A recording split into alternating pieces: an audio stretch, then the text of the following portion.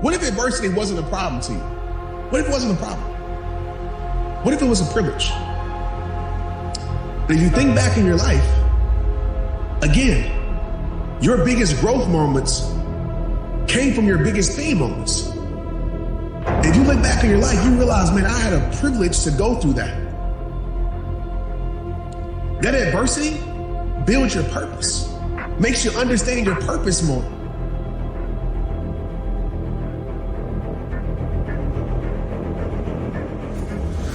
It's easy to use your childhood as a crutch instead of seeing it as a chisel.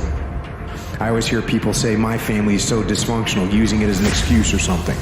But it's not really a valid excuse because family is dysfunctional in some way. There are so many crutches people want to use to justify themselves. But for me, you have to eliminate every single one of them. Get rid of them all. Then tell yourself it's up to you. What are you going to do now that you let go of all those crutches? And you have to be willing to put yourself in very difficult situations at all times to be able to do that. So my big takeaway of life is if you're constantly taking the easy way out, you're never gonna callous your mind. And when you're in those points where you wanna quit and not quitting and seeing how the mind starts to operate in those moments of fear, anxiety, self-doubt, insecurities. And that's where you learn to fix it. You don't fix it in 72-degree weather. Fix it by going into the environment.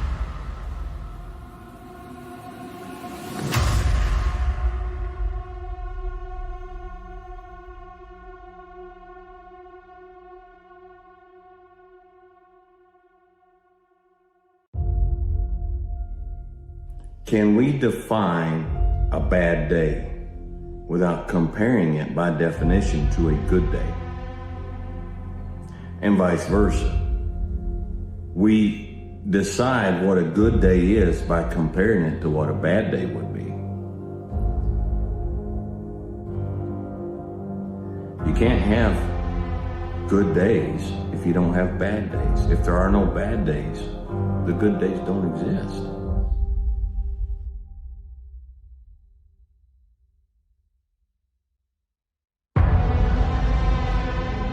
That's why failure is so important. Like failing and fucking up and making mistakes, it's very important. That's how you learn. That's how the bad feeling that you get from something that you shouldn't have done or wish you didn't do or wish you did better. It's dangerous to dwell on past mistakes because people sort of define themselves by the worst moments that they've ever had. They don't like the feeling of failure, so they keep low expectations so that they never have to feel that. You gotta get through it.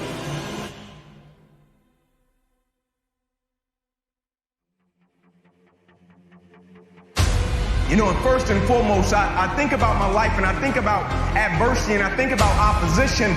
But for the most part of my life, I've been on this quest to figure out how can I work hard for something and my performance is not based upon the outcome.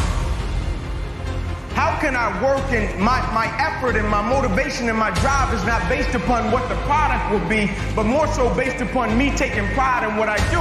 And so I came up with this thing called process over product. And what I mean by the process, I'm talking about the way I handle my business on a daily basis and the way I go about every single aspect of my life. I live by this thing called empty the bucket.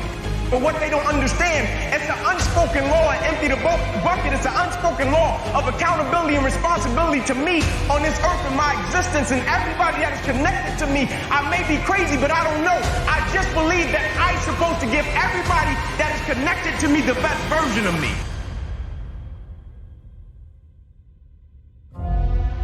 Be kind to yourself. You are actually doing the best you can.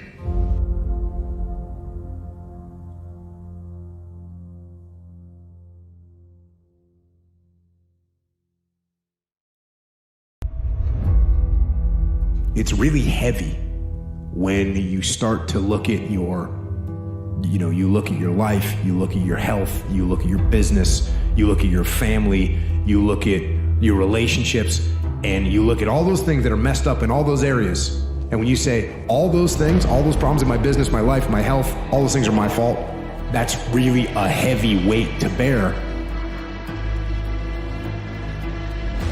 But it's also extremely liberating, because if it's all your fault, you're the one that can fix it. Yeah. You're the one that can get your business back together. You can repair the relationships. You can get yourself healthy. Like, you can take control of all those things. I was the one holding me back. I was the one looking for the scapegoat. And I was the one looking for all these ways to say, it's okay, David. You're a loser. You're a born loser, so it's okay. It's on me. The people around me are up. They're not going to save you.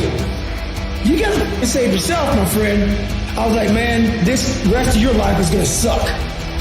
It is going to suck, not because you're going to be a loser, but because you're going to finally start to win. And winning is not easy, my friend. Winning requires you to go so far deep inside yourself. It's way beyond the surface. It's way beyond internal. It's going to a place that a lot of people haven't visited in a long, long time because they're afraid to visit that person, because when they visit that person, they don't know who that person is anymore.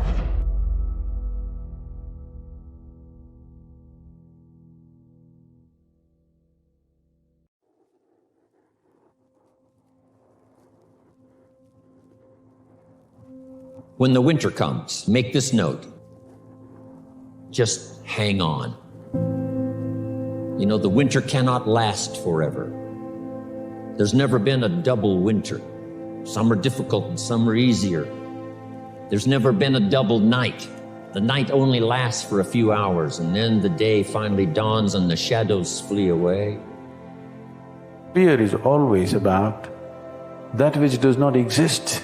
You cannot fight or you cannot overcome that which does not exist. You want to know what true courage is? True courage is taking the test. True courage is finding out what you can or can't do. You can't keep sweeping what's important aside for another day, because the honest truth is you aren't promised another day. It takes courage to put yourself on the fringe of failure just to determine whether or not you will succeed.